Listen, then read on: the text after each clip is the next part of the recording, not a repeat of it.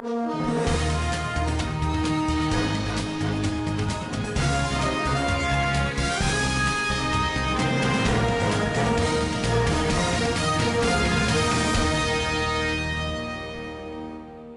viewers, welcome to Standard Voice Television News Update. I am Samira Ibrahim. The National Hajj Commission of Nigeria (NAHCON) has concluded arrangements to commence the 2025 Hajj operations with the airlift of pilgrims to Saudi Arabia starting from May 9, 2025. The update was disclosed on Tuesday after the NAHCON board briefed Vice President Kashim Shettima at the presidential villa on preparations for the 2025 Hajj operations. Speaking to journalists after the meeting with the Vice President, the Commissioner in charge of operations, inspectorates and licensing, Prince Anofi Elegushi, said arrangements have been made in Mecca, Medina and other cities for a hitch-free 2025 exercise.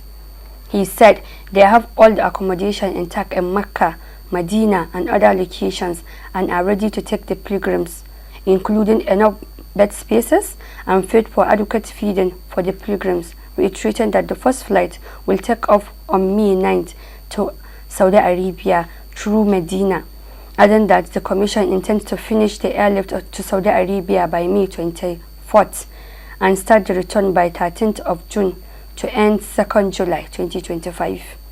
He added that all hands are on deck and assured all Nigerian pilgrims that they are in safe hands. Adequate arrangements have been made for airlifts in and out of Saudi Arabia.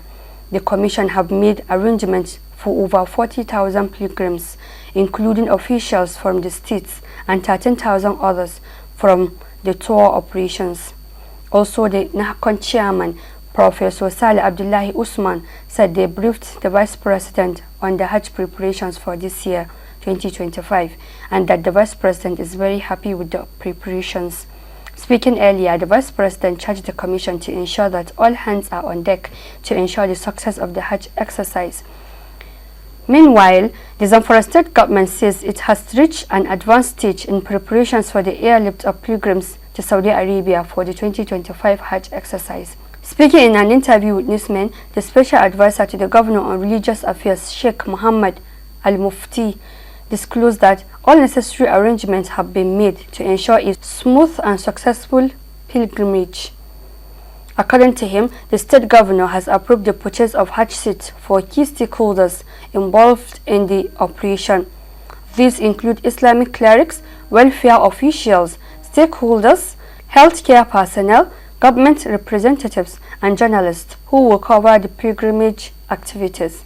He also noted that the Zamfara State Pilgrims Welfare Board has been working with part-time clerics from the onset to educate intending pilgrims on the spiritual and practical aspect of Hajj. Sheikh Al-Mufti further revealed that the governor will soon announce the Amir al-Hajj, the leader of the state's delegation to Saudi Arabia. He urged all intending pilgrims to spiritually prepare themselves and pray for Allah's protection, encouraging them to approach the Hajj with sincerity to attain divine blessings. Parents and guardians of children with disabilities have called on the Zamfara State government to convert the existing school for special education in Gusau into a boarding facility and establish similar schools in each senatorial district. They said the move will promote educational inclusion and better support for persons with disabilities in the state. The appeal was made during a one-day stakeholders engagement on enhancing inclusion and empowering adolescent girls with disabilities through the Zamfara Agile project. The event, organized by Media and Publicity Consult, held at Balade Banquet Hall, Jais Hotel, Gusau Bypass. In his presentation, the Managing Director of Media and Publicity Consult, Nasir Usman Biabiki, outlined the objectives of the meeting. He said the forum aimed to identify and address the cultural and social norms hindering the education of adolescent girls with disabilities, while fostering collaboration with the Zamfara State government and the World Bank-backed Agile project.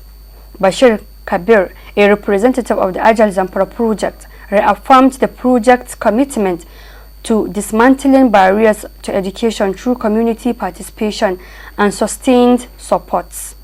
In separate contributions, the principal of the Gusau Special School, Abdul Rashid Muhammad Jangibi, staff and some parents revealed that over 100 students with disabilities have dropped out due to various challenges, most notably lack of boarding facilities.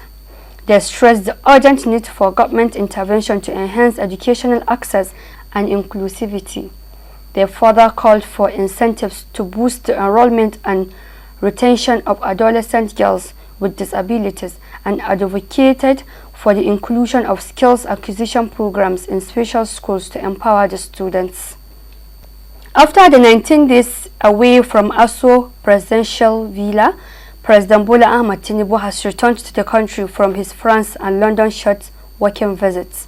The president arrived at Nnamdi Azikiwe International Airport, Abuja at about 9:55 p.m. on Monday, April 21st, and was received by top government officials. In a statement issued earlier, Special Advisor to the President on Information and Strategy, Bayo Onanuga, said the president would arrive in Nigeria on Monday. Onanuga had, while announcing the trip on April 2nd, 2025, said President Tinubu departed for Paris, France on a short working visit. He further said the president, while away, will appraise his administration's mid-term performance and assess key milestones. Onanuga also stated thus he will also use the retreat to review the progress of ongoing reforms and engage in strategic planning ahead of his administration's record anniversary. This period of reflection will inform plans to deepen ongoing reforms and accelerate national development priorities in the coming year.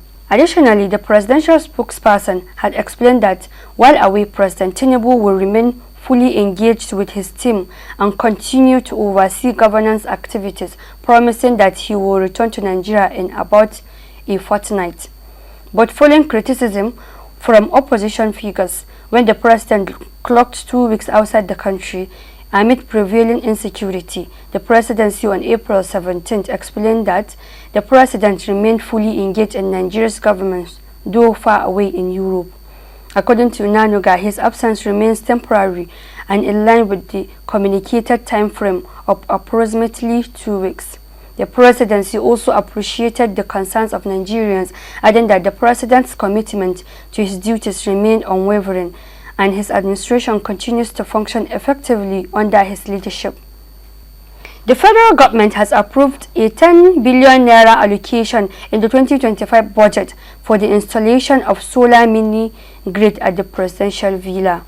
The project, titled Solarization of Villa with Solar Mini Grid, is intended to reduce the state house's dependence on the national grid and ease the burden of rising electricity tariffs. This new allocation accounts for the entire increase in the state house's capital expenditure, which rose from 33.55 billion naira to 43.55 billion naira. Overall, the state house budget jumped from 47.11 billion naira in the proposed budget to 57.11 billion naira in the approved version. The shift to solar comes amid growing concerns over unreliable public power supply and the soaring cost of electricity, particularly for Band A consumers, those granted a minimum of 20 hours of electricity daily. In 2024, the State House spent a total of 483.34 million naira on electricity from 344.82 million naira in 2023. Due to in part of the bulk payment of 316.88 million naira in October to settle accumulated arrears. Earlier in this year, the Abuja Electricity Distribution Company named the presidential villa among top government debtors, listing an outstanding bill of 928.87 million naira, later revised to 342.35 million naira after reconciliation. President Bola Tinubu ordered the debt settlement immediately to prevent disconnection. For 2025, 311.09 million naira has been allocated to electricity under the villa's utilities budget, a figure lower than 2024 actual spent, suggesting expectation of reduced grid usage once the solar project is operational. The federal government has realized over 6 billion naira from mining fees and registered 118 new private mineral buying centers in the first quarter of 2025. The Minister of Solid Minerals Development, Dr. Dele Alake, disclosed this at the second Business Day Annual Mining Conference in Abuja. A statement by the Minister's Special Assistant on Media, Shegun Tomori, in Abuja on Monday, quoted Alake to have said the revenues reflected the outcome of the ministry's efforts to raise awareness and attract investors. According to the minister, the revenues are from payment of various fees, including annual service fees, application processing fees, and renewal of titles. He said mining fees collected by licensing titles, the Mining Custodial Office, were from 955 applications from the title grants. 651 were for exploration, 270 for small-scale mining, 49 for curing, and 24 for reconnaissance permits. The minister added that they approved 867 applications. 512 were for exploration licenses, 295 small-scale mining leases, 60 quarry leases, and 5 mining leases. Alake disclosed that his ministry has recorded a lot of progress in plans to set up the Nigerian Solid Minerals Corporation as a veritable special purpose vehicle that will catapult Nigeria into the league of global mining players. Speaking on the theme, building a resilient mining sector, Alake said the corporation will be globally competitive and rooted in Nigerian expertise and capital. Minister of Aviation and Aerospace Development Festus Keyamo has confirmed that the federal government is considering proposals for the concession of 5 major airports. The minister, who denied online report stories suggesting that a certain lengthy period of concession has been agreed upon regarding the Enugu International Airport, said this is a proactive measure to ensure these vital facilities can meet and maintain international standards given the increasing financial demands for their operations. In a press release issued by the Special Advisor on Media and Communication, Tunde Moshood, said many of our airports are presently running at a loss, so they have to be subsidized each month by the federal government. He said it is noteworthy that this initiative to concession started from previous administrations. Ghana President on Tuesday announced the suspension of the country's top judge while she is investigated for misconduct. The action against Supreme Court Chief Justice Araba came after 3 separate petitions called for her removal. Allegations against her include tampering with court records and misuse of public funds. Spokesperson for President John Mahama said in a statement he had, in consultation with the Council of State, determined that a prima facie case has been established and that Turkono will be suspended while she is investigated. Specific details of the allegation that the 5-member investigative committee will prove have not been made public.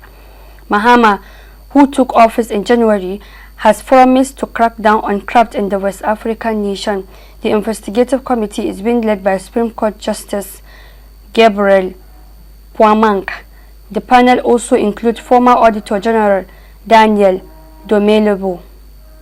Turkono, 61, was appointed in June 2023, becoming Ghana's 15th Chief Justice and 3rd woman to hold the post. While past judicial leaders have left through retirement or political upheaval, her suspension is the first time in a sitting Chief Justice faces formal investigation through a constitutional process. That has been the news update for today. I am Samira Ibrahim. Thanks for watching and do have a nice day.